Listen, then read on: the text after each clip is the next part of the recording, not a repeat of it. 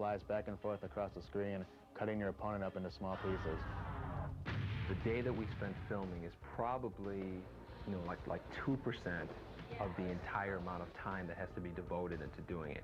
Once we get the digitized image, it's a lot like painting. And right now we're going through a process where we sort of filter the images through. We'll grab the image and Steve Baran will start and do some Photoshop on the guy, and then we'll hand him over to Tony, who does some touch-up. And then it gets passed over to me, and then I do some of this more detailed touch-up, and then I give it back to Steve, and he kind of separates the different colors and creates the different palettes, and then we give it back to Tony, and he does the final touch-up and stuff and gets it ready for the game.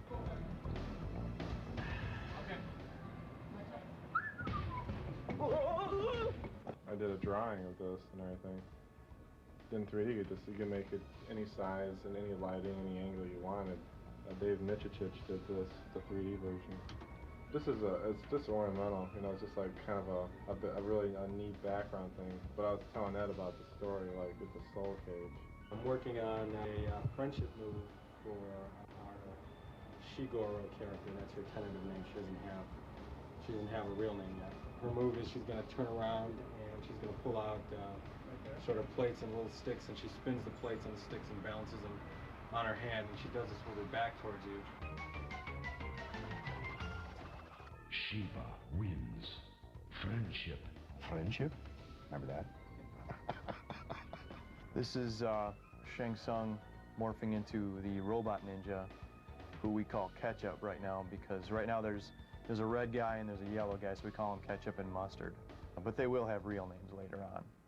There's new combos that you can do on the ground, like you chain a series of buttons together, a series of moves to get like 7 hits or whatever on the guy, and you know, the first one hits, and the successive hits after that are unblockable. Most combos will start with either a high punch or a high kick. You would press like high kick, and that'll give you the first 2 hits, and then you can move to another button, which is usually the same type of button, like high kick, low kick, which will do a 3-hit combo, or some of them can be chained like high punch, and those are usually followed with like a high kick or a low kick. And then you know what? And then we can give them numbers, so it'll be poop on you too, you know? Right. Whatever can possibly happen in the game, you know, I have to program the game to be able to do that. As you play the game, when you first start, the computer is very dumb. It'll just stand there, it'll let you beat it up, and then as you fight the second guy, it'll get a little smarter, and then the third guy a little smarter, and it has to be progressive. It has to be something that's, you know, a smooth increase in the difficulty, because if you play the game the first time and the computer kills you, you're not going to want to play it again. There's comfort in knowing that the other person is doing their job beyond your expectations. The good thing about working with that is you can hand them some artwork, and you can, you know, you'll see it in the game pretty quickly. Time! You tell me time! 1 second. Striker, who has a combo that'll pop you in the air, you can pretty much chase them across the screen and juggle them all the way across the screen, hitting them. I like the handstand chokehold. I think that's my favorite. My mom was pretty happy when I got my job, because she realized I wasn't wasting my time hanging out in arcades when I was younger. But she said that, you know, she was real proud that I was making a living exploiting my talent. Another way to finish your opponent is it's almost kind of humiliating, and it's also funny, is you can turn them into a baby. Sonya wins. Flawless victory. Babality. All right, guys, I got something for you. Next time you're in a jam, I want you to try this on your opponent. 2 high kicks, 2 high punches, 1 low punch, and then back and high punch together. That's my 6-hit combo. It's guaranteed to rock the outworld. This is just fantasy.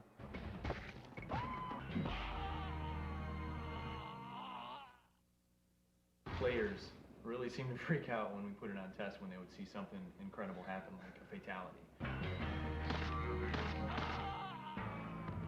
There's all the blood and, you know, whatever. It shocked them a lot.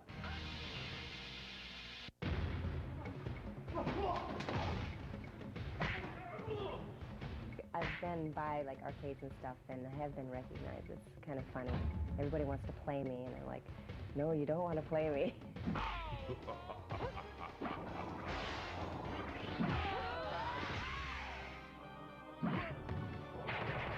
Kids can write me if they send like $3. I send them an autographed picture, and I actually do write them back. I try to write everybody back.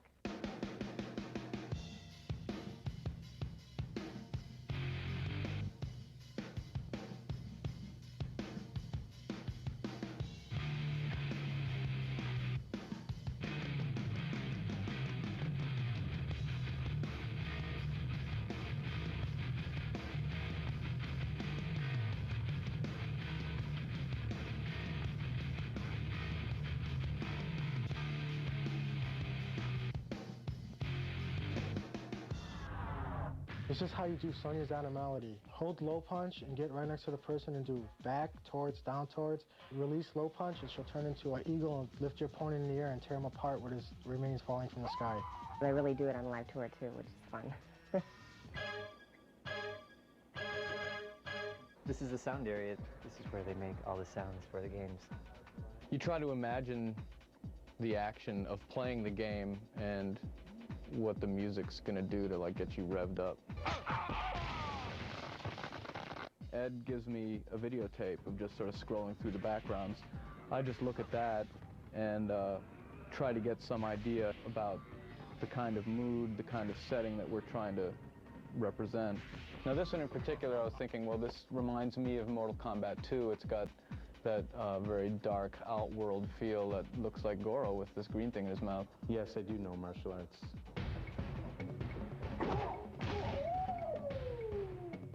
Kung Fu. I try to get a rhythm going and then fill it out with harmony. It evolved from your toast. That's Ed Boon, pitched down a few semitones. So, I mean, in the movie, he's a Scorpion. You'll see in the credits, Ed Boon, voice of Scorpion. Feel the power of Shao Kahn. You know, Shao Kahn was played by Steve Ritchie, who is the king, as we all know him. Pinball designer. Flawless victory. Basically, everyone has a set of speech calls for attacking, you know, punching, getting hit, you know, getting hit in the face, getting hit in the body. Animality or animality, what do you want? Animality. Animality. One of the hardest combos in the game has to be Jax's, because it involves holding down on the joystick while pushing other buttons. So what you do is you hit high kick, down and high punch, and hold down, and continue to hold down and hit high punch again, and then hold back and hit block. And then as you're holding back, hit low punch, and then hold back and hit high punch again for a 7-hit combo, which is super devastating. We do the arcade version, which is the original one, and then after that's one's been out for about a year or so, and then they start converting it into the home platforms, that's where you get the Sega Genesis, the Super Nintendo, the PlayStation, and all that. Well, the Chicago guys send us the assembly source code, and then we go line by line and convert it into C. They also drop shipped us all the original artwork that they did, all the finished artwork that went into the game and their file formats, and then it's up to us to rip it out and figure out what file format would be best to use on our PlayStation and convert it down and make it work. We have one piece of hardware that has a particular size of RAM and a CD-ROM, which is in the machine. And so what you have to do is you have to decide what chunks of sound data have to come off of the CD-ROM into the RAM of the machine and at one point in the game. The quality on the PSX is better. It's stereo 44.1 sound, just like you'll buy in any music store, CD shop. Right. It's the same stuff. One of the most amazing things I think we found in the game that we couldn't believe was the fact that Shiva was a stop-motion puppet. When we were originally just looking at the artwork, we were just saying there's no way. I mean, we see like muscles rippling, it looks like her face is changing, it just looked too real. One of the codes, if you, on the briefcase screen, if you push the third symbol down 1, you'll get a new exclusive PSX code. Don't think we're going to tell you what it is. It's really cool, but you'll have to find out on your own.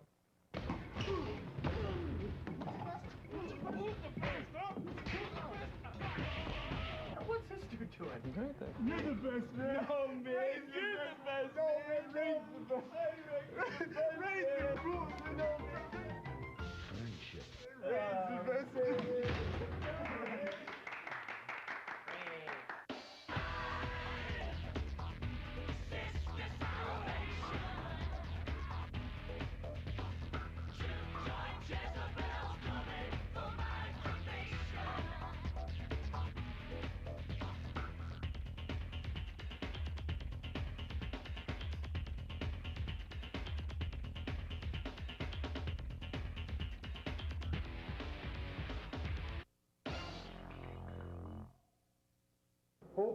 Game over.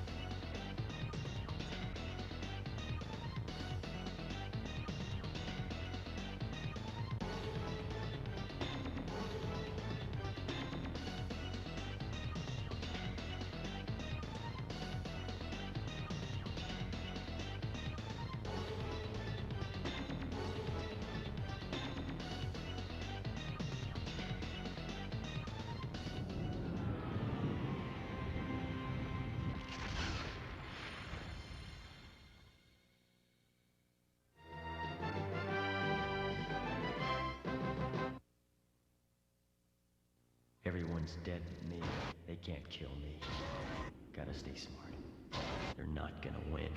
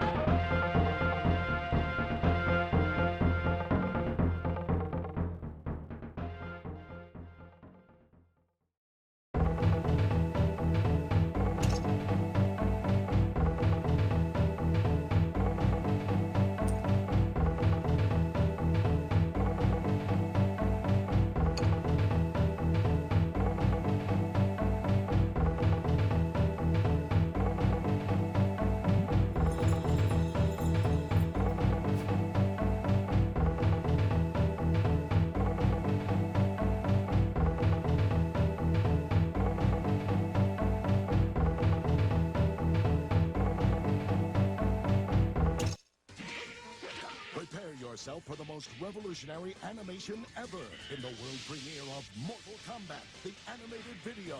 Forget virtual reality. You're there in this awesome PG-rated direct-to-video animated adventure of a lifetime.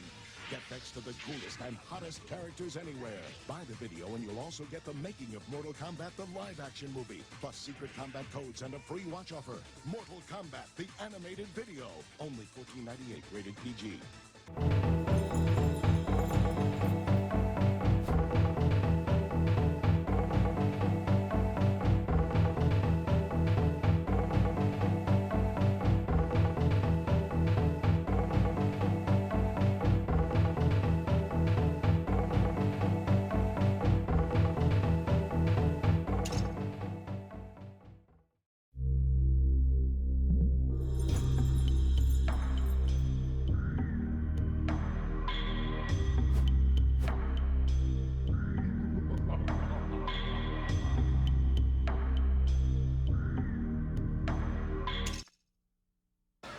fabulous. The show was just incredible. I loved it. I thought it was way much better than Power Rangers Live. Mortal Kombat, live on stage. The best family show of the season ranks USA Today. See illusions, gymnastics, lasers, stunts, and more. I'm so excited. The show's great. It was great, man. The New York Times calls it an action fantasy spectacle.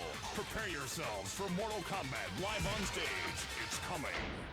Coming to an arena near you.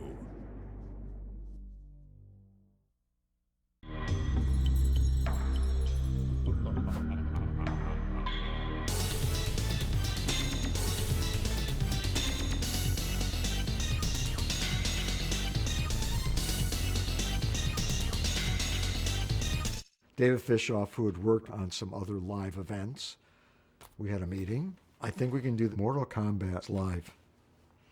Do people on trampolines and do whatever, because Cirque du Soleil and some other things were happening then. So David sold the dream and we bought into it. Next, how about adding a live-action road tour? Beginning in September, Mortal Kombat The Live Tour will sweep across the globe, bringing martial arts and illusion to more than 200 cities. David Fishoff was the producer for that tour, and he really, really wanted me to be on that tour, even though I sucked at karate, to do publicity work. Pat Johnson, the director, said I sucked. Just like, she has no training. She is absolutely horrible. I can't use her. Fishoff was like, she'll learn. And we trained for 3 months in the Catskill Mountains, and it was 12 hours a day. I would get up before everybody in the morning, and I would be in the gym on the treadmill, and I would show up for our routines, and I had my headphones on all the time, learning the lines, and just wanted to prove, like, I could do this. You know, sometimes people ask me, have you ever been to this state? And I always think, probably. I'd be on the tour bus and we'd wake up in a new city every day. We'd do sometimes 3 shows a day in a city. It was exhausting. It was for about a year, I believe. We even did South America. I remember we were in Kalamazoo, Michigan, and I was fighting one of the ninjas, and there was this part where he throws me up, I do a back tuck, and then I land back down and we start fighting again. And when he threw me up, I fell back down, and his foot was there, and my foot caught his foot. So my knee just went. He looks at me with these big saucer eyes, and he's like, are you okay? And I'm like, no. Put me in a headlock, drag me backstage. And my knee's out, like, out here, right? And I go, pull it. And he looks at it, and he says, I'm not fucking touching it. And he's like, you're on your own. I go get me some tape. And as he was gone, I just went like that, and it just popped right back in. And I taped it up really tight, and it sucked because I had to go back on, go up some stairs, and then Shang Tsung was behind me, and he had to make me disappear, and I had to go down a trap chute. And that was a jump. So I had to like land on one leg, and then out the back with a cab waiting for me to take me to the hospital. And I blew out my ACL. And I was like, I'm gonna finish this tour because we're almost done. I came back on stage within a week. I got a brace. I had to finish. You could not tell me that I was not gonna finish this tour. And I did it. The way that they were crafting with all the various talent, Carrie and everybody else, to see it live, it was remarkable. And by the end of the tour, Pat Johnson came up to me and he said, I just want you to know that I think you have balls of steel. And it grabbed to my heart because it meant so much to me for him to actually see how hard I was working. I got a little, verklempt. It was so important for me to impress him because he impressed me. And I did it.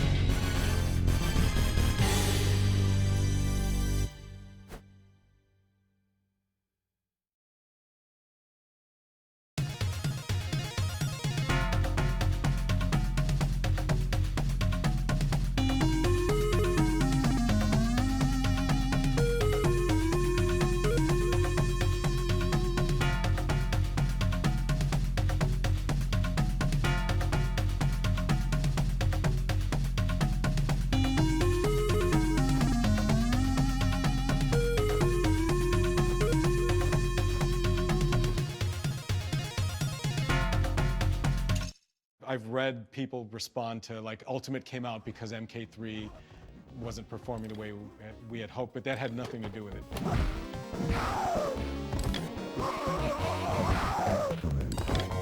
We were going to be releasing the home game, MK3, relatively soon. Round 1. Fight.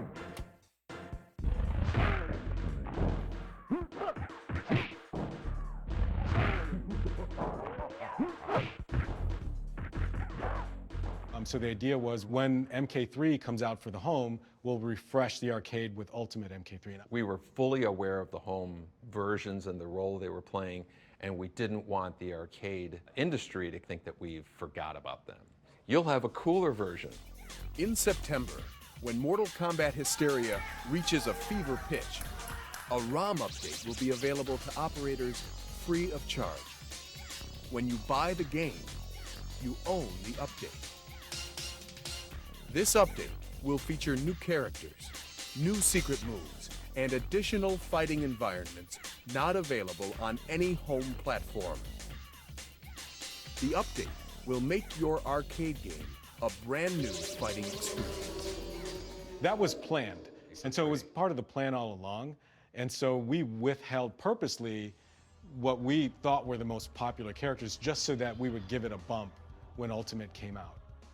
The fact that it was Scorpion and Sub-Zero and Katana and Mileena just meant that we were able to squeeze more characters with less memory.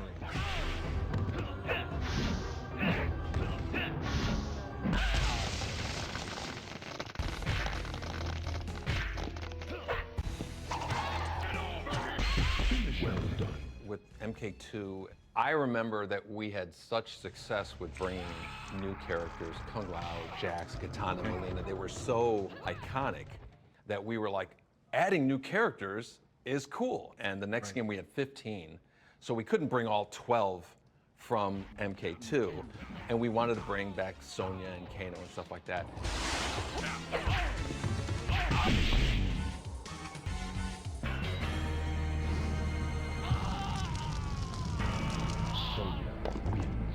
So from my perspective, I just remember not really realizing how much Scorpion and Sub-Zero were the poster characters. Yeah. So we were just like, okay, let's make Sub-Zero unmasked, and he wrote a story for him. Right. And Scorpion, we'll just give him a rest, you know, which was blasphemy.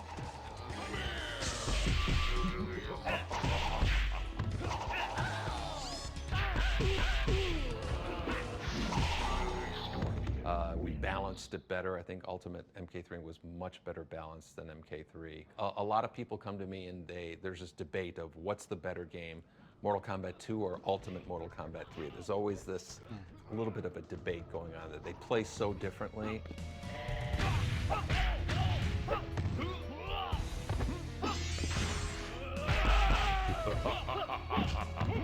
But the fact that they're so different to me is what's cool. Is like, you know, they're two very different games as opposed to the same game with prettier graphics.